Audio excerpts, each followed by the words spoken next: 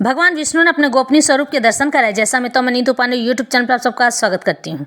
इस कथा का वर्णन सुख सागर में मिलता है। ब्रह्मदेव की उत्पत्ति के बाद भगवान विष्णु ने भगवान ब्रह्मा को पर ब्रह्म स्वरूप का वर्णन अपने मुख से करते हुए कहते हैं एवं शिव और विष्णु में भेद नहीं है यह भी बताते हैं। भगवान शिव संहारक हैं। सृष्टि में जब दुष्ट शक्तियाँ प्रविष्ट हो जाती हैं और वह प्रकृति को नुकसान पहुँचाती हैं, फिर भगवान शिव उन दुष्ट शक्तियों को नष्ट कर देते हैं। वहीं भगवान विष्णु इस ब्रह्मांड का पालन पोषण करते हैं और पूरे ब्रह्मांड के पालन पिता कहलाते हैं। इस सृष्टि में परब्रह्म परमेश्वर तो केवल भगवान विष्णु हैं और हम सब प्राणियों की आत्माएं भगवान विष्णु की ऊर्जा शक्ति है, जो कि अगर पुण्य करती हैं तो भगवान विष्णु में जाकर यह आत्माएं मिल जाती हैं, अगर पाप करती हैं तो पिशाच योनि या फिर 84 लाख योनियों में भटकती रहती हैं, जो कि भगवान विष्णु को असहनीय पीड़ा यानी दर्द देती है।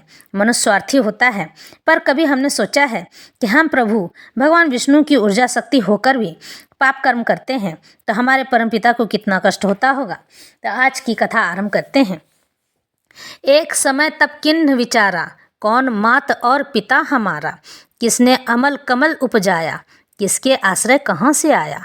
गगन गिरा सुनी तप हर्षाए, करन लगे तप चित अति लाए। भय प्रकट जब जग अधारा, कहो भागवत धर्म अपारा। 4 श्लोक विदेही समुझाए, पाई भेद ब्रह्मा हर्षाए। श्री सुखदेव जी कहते हैं, हे राजा परीक्षित, स्वप्न में देखे हुए पदार्थों से जिस प्रकार कोई संबंध नहीं होता है, उसी प्रकार आत्मा का भी इस सांसारिक पदार्थों से कोई संबंध नहीं है। आत्मा अपने अज्ञानवश माया से मोहित होकर ही इन नष्ट होने वाले सराहनीय पदार्थों को अपना मानने लगता है।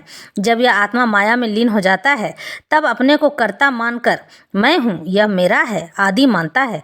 लेकिन जब यह आत्मा उस माया के आवरण को चीरकर उसमें मोहित नहीं होता तथा सत्व रज तमो गुण तीनों गुणों को उत्पन्न करने वाले काल से परे हो जाता है, तब यह आत्मा अपने ही में रम जाता है और वह आत्मा राम हो जाता है। उस समय आत्मा ममत्व का भाव त्याग कर सांसारिक पदार्थों से उदासीन हो जाता है। हे राजा, ब्रह्मा जी की तपस्या से प्रसन्न होकर भगवान ने जो उन्हें उपदेश दिया वही मैं तुम्हें सुनाता हूँ। विराट भगवान की नाभि से निकलकर कमल जल के ऊपर आया, उससे ब्रह्मा जी की उत्पत्ति हुई। जब ब्रह्मा जी उस कमल पर बैठकर सृष्टि रचने की इच्छा से यह विचार करने लगे कि यह कमल कहाँ से उत्पन्न हुआ, मुझे किसने उत्पन्न किया है तथा मैं किस प्रकार सृष्टि की रचना कर सकता हूँ। उन्हें सृष्टि रचने की शक्ति तथा ज्ञान दृष्टि प्राप्त नहीं हुई थी। उसी समय प्रलयकालीन जल के अनंत आवरण से 2 अक्षर त और प दो बार सुनाई दिए। उन दोनों अक्षरों का तात्पर्य तप करो समझकर ब्रह्मा जी घोर तप करने लगे।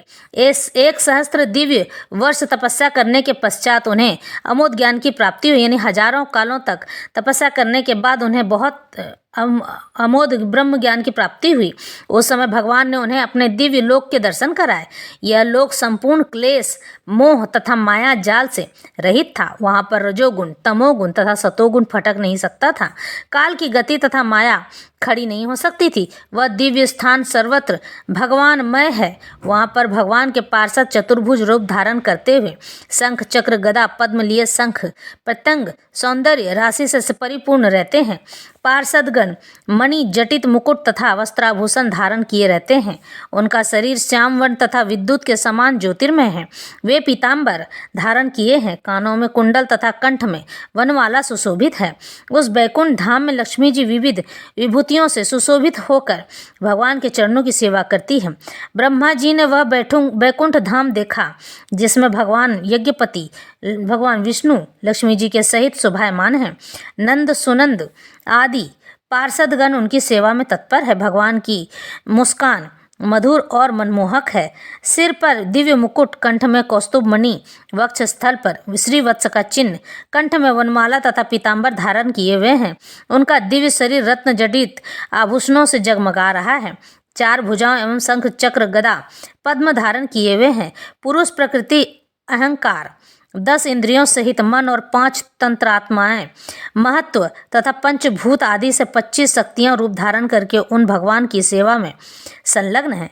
भगवान अपनी 6 नित्य सिद्धियों ऐश्वर्य धर्म कीर्ति श्री ज्ञान तथा वैराग्य से परिपूर्ण है। ये संपूर्ण सिद्धियां भगवान को त्याग कर अन्यत्र कहीं भी नहीं जाती हैं, यानी वो कहीं नहीं भटकती हैं। ऐसे ज्योतिर्मय भगवान के दर्शन प्राप्त करके ब्रह्मा जी अति प्रसन्न हुए और प्रेम के उद्वेग से यानी प्रेम से उनका हृदय परिपूर्ण हो गया।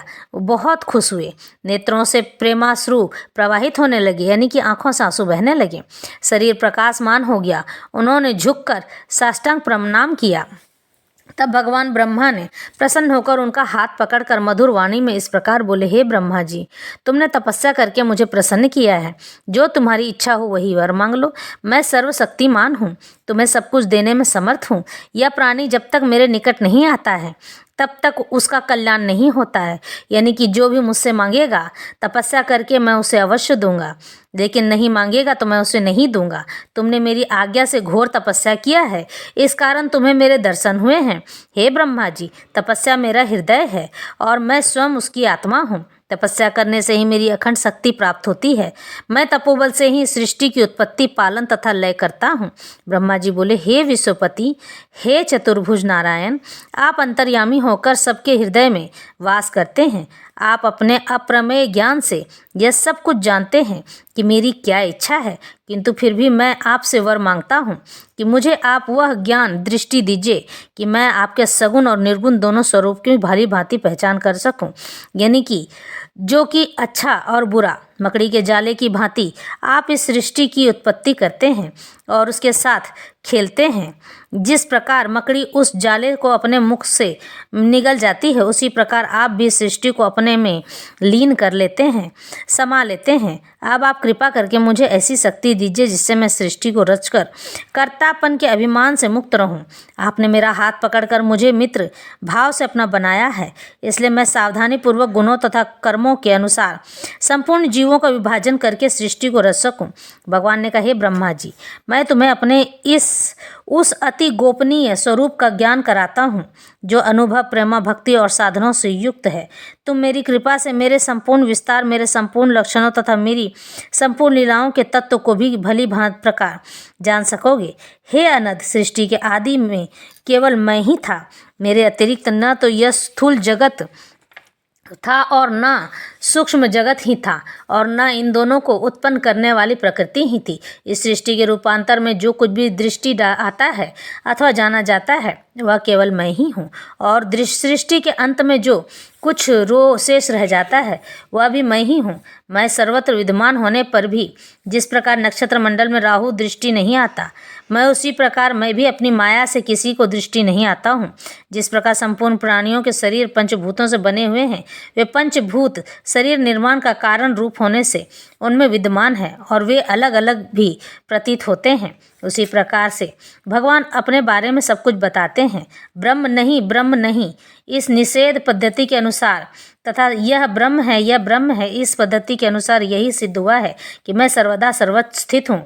बस केवल मेरा यही वास्तविक तत्व है। जो आत्मज्ञानी मेरे इस आत्मा और परमात्मा के तत्व को जानते हैं वे मेरी इस माया में कभी मोहित नहीं होते हैं। इसलिए हे ब्रह्मा, तुमने मेरी इस तत्व को प्राप्त कर लिया है, इसलिए तुम्हें किसी काल में भी अहंकार उत्पन्न नहीं होगा। सुखदेव जी फिर से कहते हैं, हे राजा परीक्षित, ब्रह्मा जी को ब्रह्म तत्व में इस चतुर्श्लोकी भागवत का उपदेश देकर भगवान अंतर्ध्यान हो गए। ब्रह्मा जी ने अंजनी बांधकर उन्हें साष्टांग दंडवत प्रणाम किया और पूर्व कल्प की भांति सृष्टि की रचना की।